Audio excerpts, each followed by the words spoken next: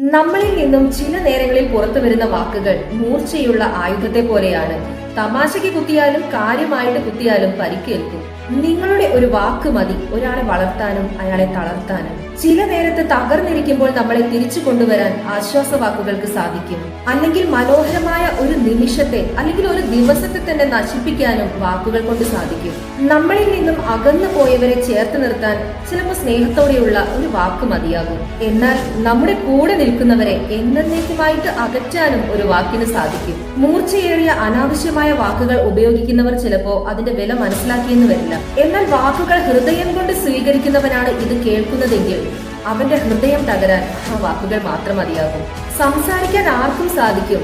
എന്നാൽ മറ്റുള്ളവർക്ക് അരോസരമാകാതെ ആനന്ദം നൽകുന്ന രീതിയിൽ സംസാരിക്കാൻ അറിവും വിവേകവും വിവേചന ബുദ്ധിയും ഉള്ളവന് മാത്രമേ സാധിക്കൂ.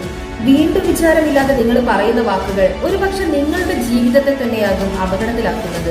വാക്കുകൾ കൊണ്ട് നമുക്കൊരാളുടെ ഹൃദയത്തിൽ മുറിവുണ്ടാക്കാനും അവരുടെ ഹൃദയത്തിലെ മുറിവ് ഉണക്കാനും സാധിക്കും. മറ്റൊരാളുടെ ഹൃദയത്തിൽ മുറിവ് ഉണ്ടാക്കണോ അതോ മുറിവ് ഉണക്കണോ എന്നത് നിങ്ങളുടെ ചോയ്സ് ആണ്.